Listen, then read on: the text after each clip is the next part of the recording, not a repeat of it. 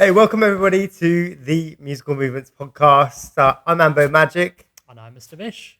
and you can catch us on youtube.com/musical movements. I think that is the address, or just search musical movements. We're also on Apple Podcasts and we're on Spotify Podcasts. So if you're listening to us, you can also watch us and see how pretty Mr. Vish looks. I love how the intro's become so chilled out now. I mean, it's relaxed and. Yeah, well, it's one of those ones. I wanted to ask actually, it's completely off topic, but Ambo Magic, where did that whole thing come about? Like, where's the name come from? Is it a magic trick that you did back in the days and you flipped a coin and mum goes, "Yep, that's my Ambo Magic." Is do, you know, that do you know what it is? You know, it's real. It's nothing as crazy as that, or it's a nickname that I just got given at uni.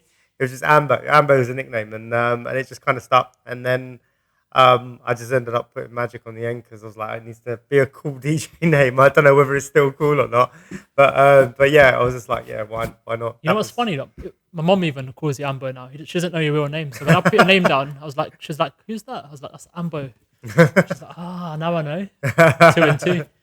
So today's podcast is about one of the most important topics. You've got music and you've got food. Today is all about food. It is all about food. But before we get into it, yeah, can I just say that we are sat in one of the most iconic buildings in South London, and it's been turned into a venue. It's iconic because it's Beano's record store. Which once upon a time it was Europe's largest secondhand record store, and it's just so fitting for us as DJs and music people that we're sitting in a place that was full of records once upon a time. It's been around since the 70s, and it's just it's just filled with nostalgia. Do you know, you said nostalgia. You know what's really nostalgic about this venue is this disco lights that you've got going around whilst we're talking. Oh mate, So totally. So yeah, I feel like I'm in like a proper yeah, old school like venue. that's Like, it. That is exactly yeah, what it it's is. just But got real charm. that's Like it. That's it. So, yeah, but so but yeah, let's dive straight into it. Food. Now, first of all, background music with food. What sort of music do you play when people are eating, and why? Why would well you? it depends. If it's just my like choice, if they just leave it down to me, then I'll just play sort of soft background music. When it like something that's not too heavy, maybe some R&B, maybe some old school Bollywood, and mix it up and maybe play like some tunes that people haven't heard in a long time, just some throwbacks, and you can just see around the room that people are kind of just nodding their heads and sort of like, oh, they get excited when they hear like an old school tune that they haven't heard in ages, which you wouldn't normally put into a main like party set. What about you? It's interesting to say that because for me, that build up whilst people are eating is one of the most important times. That's when I realize I look around the room and I read people. So for the first, like, say, 15, 20 minutes during starters and stuff, I tend to play a combination of really light music, nothing with too much bass. But it's more the second part where I start mixing and getting into the vibe of it. Where I start playing things with beat, bit of R&B mixed with a bit of Bollywood. I start to see what the crowd around me is feeling and what they're not feeling. And then when they start dancing, I know exactly. It's a bit like we're sort of like mind readers, pretty much. I know we touched on that previously in one of the previous podcasts, but we are sort of like mind readers because we're looking at people and going, right, you're into R&B and you're a Bollywood man, and you're looking around and you know exactly who's into what. Yeah, It's really important. it's kind of just testing your crowd and testing the people that are there to be like, okay, what do you like? I don't know you. I've never met you before, and how can I figure out what kind of music and what kind of vibe you're into? And by doing that, that is basically giving you a little bit of knowledge and a little bit of an insight into what the crowd is feeling and what they're gonna be like during the party. Yeah, because when I'm eating personally, I like to listen to music and I don't like to talk. This is one of my things is food and music, and you're listening and you're eating, and if you're talking at the same time, you're spraying. So, so it's food and music. So people are actually engrossed in what you're playing at that time and moment. So it's really important. Acoustics, covers of tracks, songs that people haven't heard before, test it out and get a feel of what the crowd's into. But even food wise, like as a DJ, firstly, what do you eat? Like I know. Obviously, you get into the venue for like 3 o'clock, set up for 6 o'clock. You're there pretty much 9 hours almost. What are you eating, and how are you pacing out your food? Well, here's my thing, right? Is that I if I know I'm like not gonna, I don't ever expect to be fed. Yeah, sometimes you like your client, they'll say beforehand, oh, have you got any food requirements, blah, blah blah blah. But if they're normally like, okay, it's fine, or you might already have a relationship with the caterer who's there, and how they work, and they'll sort out food for the suppliers, or there'll be a supplier's table. But personally, I don't expect it, because I'm just like, what, it's fine.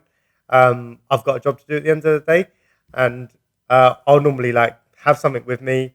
I'll have a little Tupperware for like later if I need to eat something later. I know Shrey was saying in the previous podcast that he was just go and get a dirty kebab afterwards. But obviously that's if you don't have any time. And but like I like to kind of pace myself. I don't When it comes to the thick of the season, I try not to eat too much wedding food, because it's just trying to be a bit healthy. Yeah, It's difficult because the food, we know, one, the food is great. Yeah, not 99% of the time the food's great.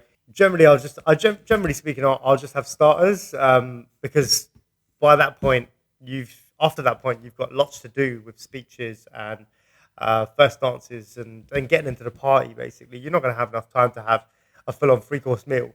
So again, it's just more that not having the expectation of having food, unless it's been something that's been pre-planned, or clients already told you about it. How about yourself? It's interesting you say that, because for me, starters, again, I don't go for mains. Rice I tend to avoid, and anything that makes you sleepy I completely keep away from. But starters is fine because you're picking at it, and it's little bits and bobs. So I can't eat too much. And then when I get home at night, I spoke to Shrey about this as well earlier on.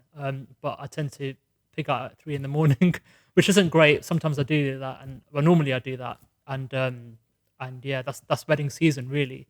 It's crazy because like that you've got, sometimes you'll have a weekend where it's like you'll have a wedding on Thursday, Friday, Saturday, or a Friday, Saturday, Sunday, and it's back to back, and you're having that same similar kind of food, and it's just not sustainable. Like you just, okay, if you got a wedding once in a while, it's fine, but when it's back to back, it's just like your body tells you that it's just too much salt or it's too much oil, and it's like it's great food, I love it there and then afterwards you're like, oh, I feel really bad. Yeah, it's all churning up inside. Yeah. But before a gig, like I know both of us were on radio previously, and during radio, like it's a long day. You're doing a 3-hour set, and before that, you're prepping and stuff. What do you eat before going on a show, or even before a gig, even like DJ gig? What would you eat before? I'd normally tend to have something that's going to be substantial, and it's going to have a bit of sustenance, a bit of protein and carbs, basically, just like a proper, like a good protein carbs meal, not having a packet of crisps. Do you find the issue? So, before a wedding or before I'm doing an event, I always got a mum saying to me, "Do you want some like goodie food?" She always asks me at that particular time. Do you have that issue that you get asked for the wrong type of food at that sort of time? Oh, mate, I stick with sandwiches myself. But I'll be honest with you, yeah. If it's something like other than pat or something, right? Yeah, mate, I'm there. I'm all over that. Yeah, the thing is, it's hard to say no to goodie food, but at the same time, before a gig, you want to keep it all stable. Like for me, sandwiches are a winner. Like, yeah, you have a sandwich. Oh, what'd you put in your sandwich? It's normally just something simple like cheese and pickle, like really simple. I'm not a pickle kind of guy. Yeah. I don't like. I'm not about the Branston's life, man. Yeah, pickle, packet of crisps, and that's it. I'm ready to go for the rest of the day. Crisps, really? You think that's enough to get you by? Or it'll be boiled eggs and toast, and that's it. It's really simple. Yeah. Even teas and coffees, I'll tend to avoid in the morning unless I really, really have to.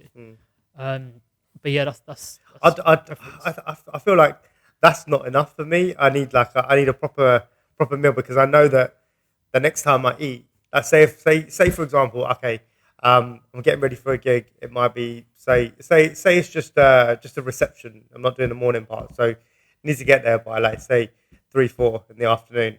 I'll make sure that I've eaten by about 2 o'clock ish. I'll make sure I've had like a proper good lunch with a good nutritional values in it.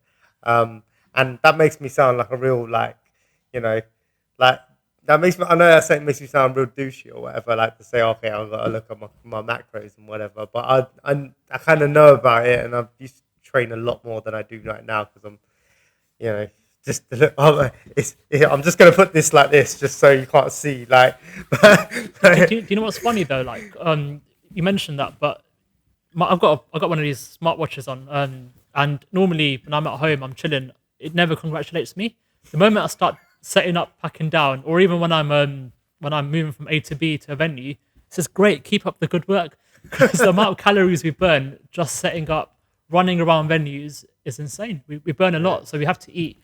So going back to the end of the night thing, we've got to fuel up and Yeah, I mean make it's difficult kind of because like sometimes because okay, like say you've eaten at 2-3 o'clock in the afternoon, you've gone to the gig, you've gone to your unit, loaded up, gone to the gig, set up, had a bit of starters around say 7:30, 8 o'clock, and then from that point onwards, you're not really eating until after the gig's done. So the gig's done by midnight. You've packed down. You're out by 12:30, 1 o'clock, whatever, and then you'll be on your way back, and then you'll be eating at like 2 o'clock, 1:30, 2 o'clock, yeah. 3 o'clock, whatever, depending on how far you are from home.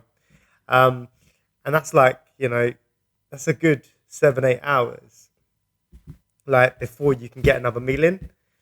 Like Another like, big question is really canapes, starters. Where do you stand with all that? Do you prefer to mix up your canapes and starters together so you have more time in the evening? Tracking back to as a client, as if it was your wedding, would you prefer to combine the both? Or well, I have that situation right now because I've got my wedding in August. So what we're doing is we're not doing starters, so we're having canapes instead of starters, and I think that's probably a better way to go because we talk about the small amount of time that we have during a reception, and be able to kind of get as much party time as we can in. So what can we kind of not sacrifice, but what can we cut back on in order to give us more time to party? Because we're saying, okay, sometimes you might get 90 minutes of partying. Sometimes you might get 2 hours, you might get 2.5. How can we maximize that and bring that up to that upper level? And that's why we're like, okay, we'll just do canapes, and then everyone sits down, entrance, blah blah blah, and then do main straight away, yeah, and then just get into it. But it depends also on if you've fed people before. Like if say you had a ceremony the same day, you may have had a lunch like during the ceremony, then you might have a small gap. Then people might not need to eat as much. no. I mean, same as you. I used to be totally against having starters, and I preferred canapes from a DJ perspective. I was like, Yeah. great, we've got more evening, more time to dance, more time on the dance floor with my crowd. But going through my own wedding situation, I started to realize, hang on a minute, I've got elderly people that need to sit down and eat. How do you combat that issue? If you've got canapes, floating canapes, it's great for young people, but older people, they need to sit down and eat. Well, wherever you're having your canapes, so say for example you're having your canapes in like a standing sort of area, and if you know you've got elderly people, I think the best way to combat it is you have a few tables, seated tables, or even like sofas, where it's a bit more kind of informal, and you basically reserve those for the elders to be sitting down and have the canapes as a starter there. I think that could be a way around it. I'm not too sure, but that's just an idea that popped in my head right now. Yeah, but like if you were going to have starters as they are, then yeah, obviously everyone's going to be sitting down. Yeah. And then if you were to have starters, then would you have canapes? Would you just sack off the canapes and only have starters? Yeah, I would just either have one or the other really. Yeah. So I wouldn't have both. combine. Otherwise, then you've got too much time on food. And then also, you're also what you're finding is that people are getting stuff that they're filling up on the canopies and starters, and they're not going in for the mains. And you got a lot of leftover mains. At the end of the day, like, food is like one of the biggest costs.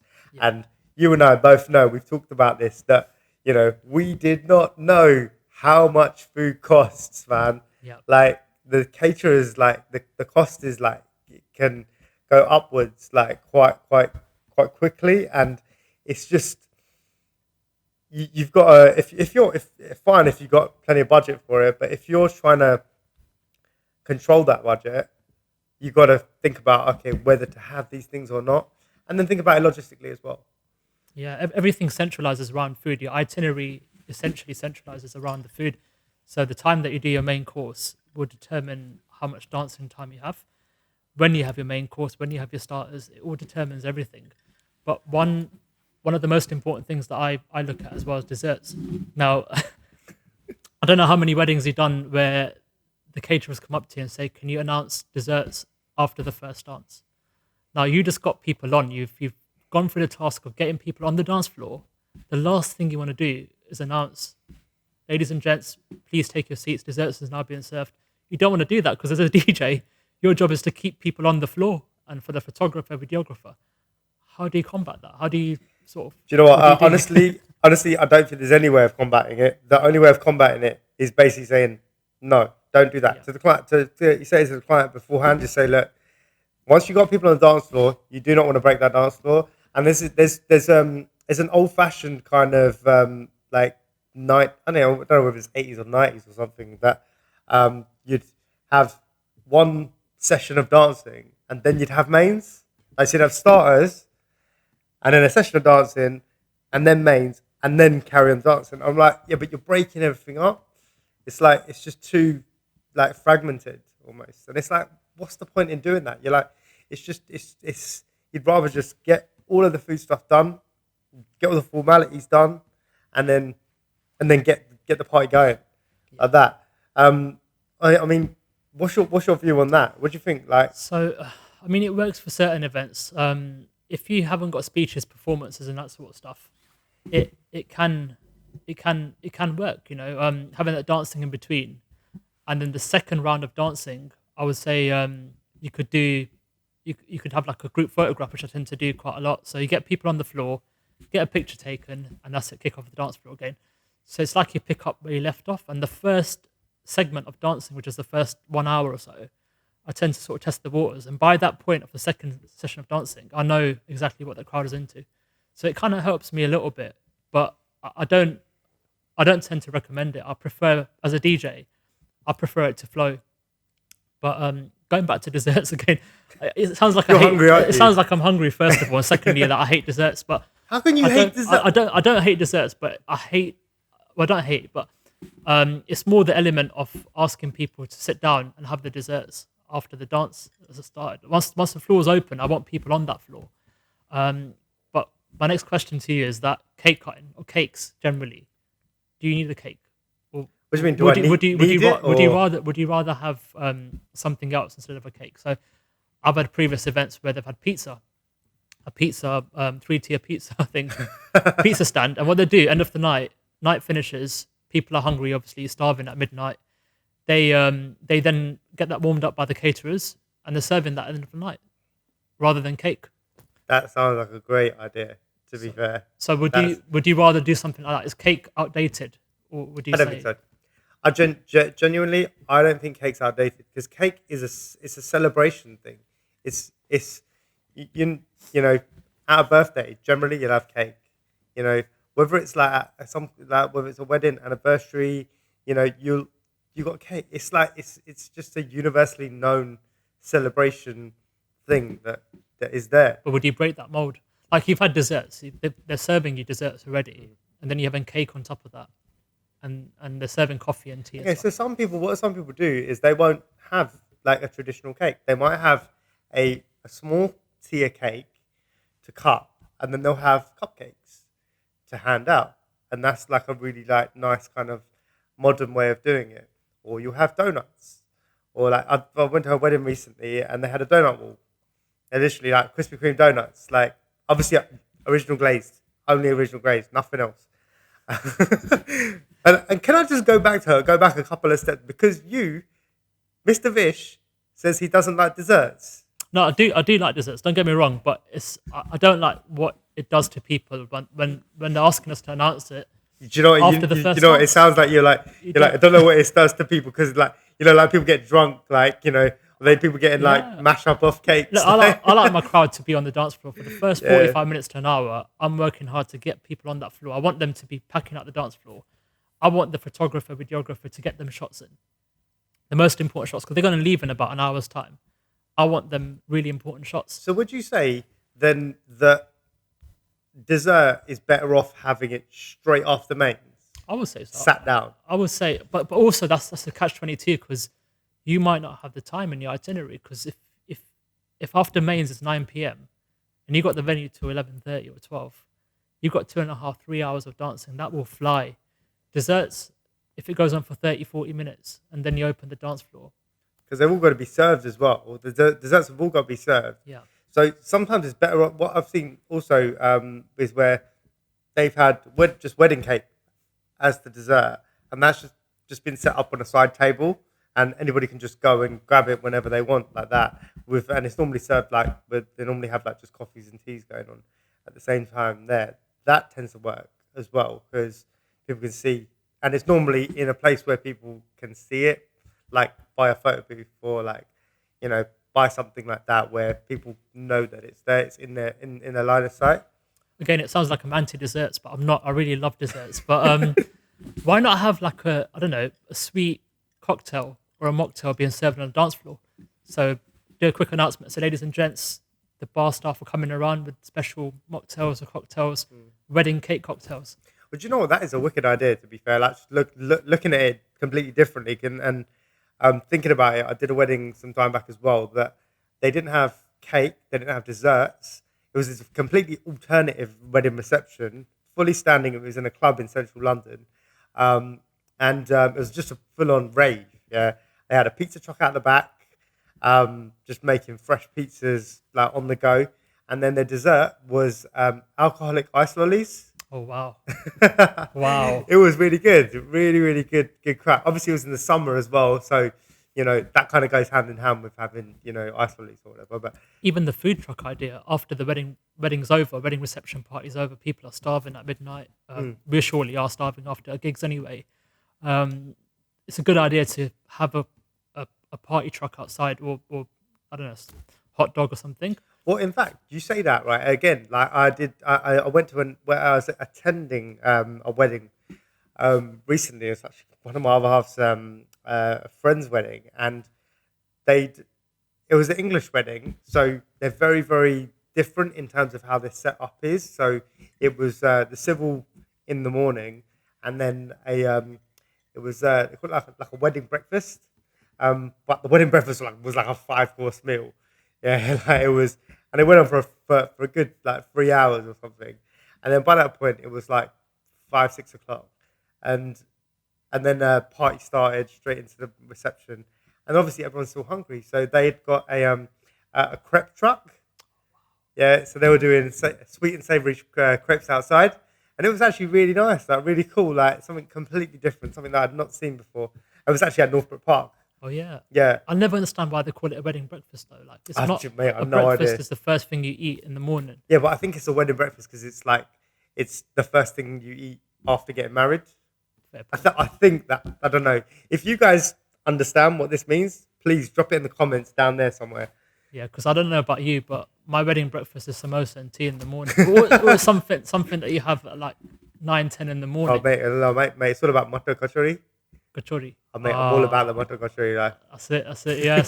So something that you have in the morning. So I never get why they have a wedding breakfast in the afternoon. But yeah, it is what it is. Yeah, I don't know what that is. Basically, in like when you have breakfast at a wedding, like you went to a wedding where you have breakfast, but the breakfast is basically jalebi gatia, and a bit of sambar. Yeah. And like we're talking about Gujarati weddings here, right? Because I don't know whether that happens at Punjabi weddings as well. Actually, no, I've been to a couple of Punjabi weddings where they've had it's like chai, and like just Nastor and stuff, That's right? it. They do have that sort of Yeah. stuff, but You've got all that to come. that's it exactly. All of that's to come. But even to the point of lining your stomachs before a reception party is like stuff like pani puri, golgappe, if you call it that. Is that a good type of food to have to line up your stomachs before you bite to session or before you bite to party?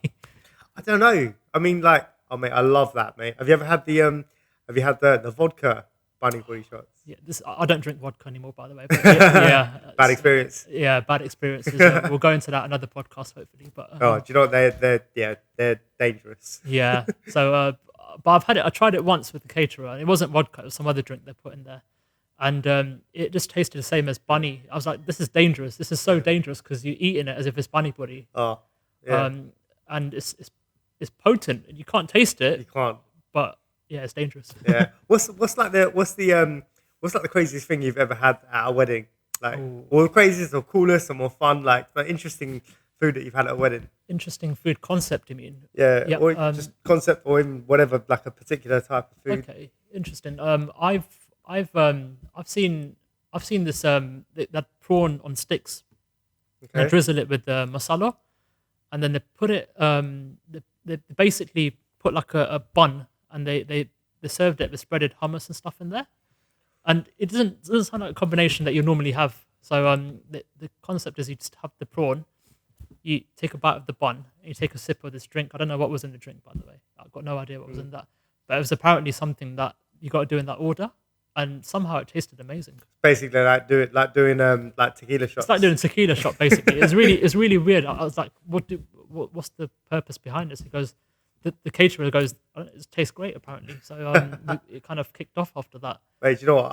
I remember having Oreo donuts Wow. at a wedding, like fresh. Like the caterer was frying them. Like literally, you get an Oreo, dip it in the batter, straight into the oil, and then literally just fresh. Oh my god! I have dreams about this stuff. It's like it's amazing. Yeah. No, but talking about sugars and desserts, cake cutting. Now, cake cutting music.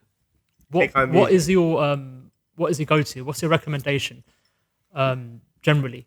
Something that's upbeat. Something like a Coldplay. What's the tune called again? From that Sky Full of Stars. Sky Full of Stars. You got that? Yep. That's. I tend to like. That's quite a nice uplifting kind of tune to play. Anything that's like quite uplifting. Sigma, Give Me Love. Give Me a Love. I think it's called. Yeah. Like something that's just happy and picks things up. You know, like you can always go with something real bait like Cake by the Ocean. It works really well. But yeah, I mean, like it depends on the couple. You always give them the option. We have podcasts as well.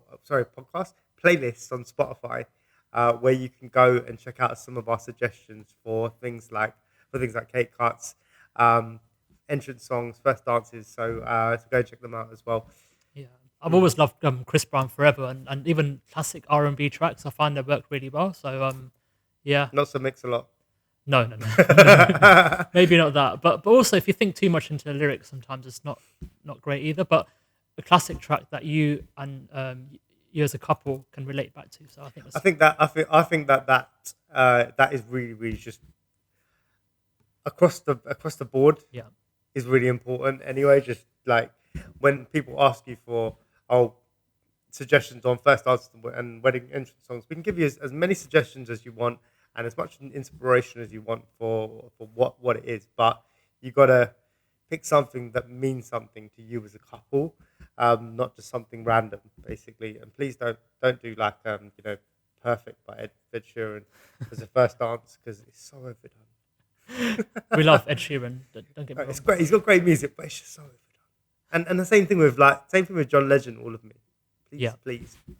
But yeah, I've got to say, all his food talks made me hungry. But that brings us to the end of this episode. I think it does. It's been a good one today, talking about food and musical choices to do with food, and it's been really fun today as well. And on that note, we've got to go find a food place in Croydon and take Shrey out as well. He's waiting for us. He's eagerly waiting. So, he's like his stomach's eating into itself. So I think we need to go do that. But this has been great. This has been the Musical Movements podcast. Don't forget to follow us on YouTube, hit that like button, and hit us up on Spotify and Apple Podcasts because we're on there as well. And if you are listening to us on one of those and you want to come and see what we look like, not just our voices, hit us up on YouTube as well. And we'll catch you again in the next one. I'm Ambo Magic. Mr. Vish. We're out. Peace.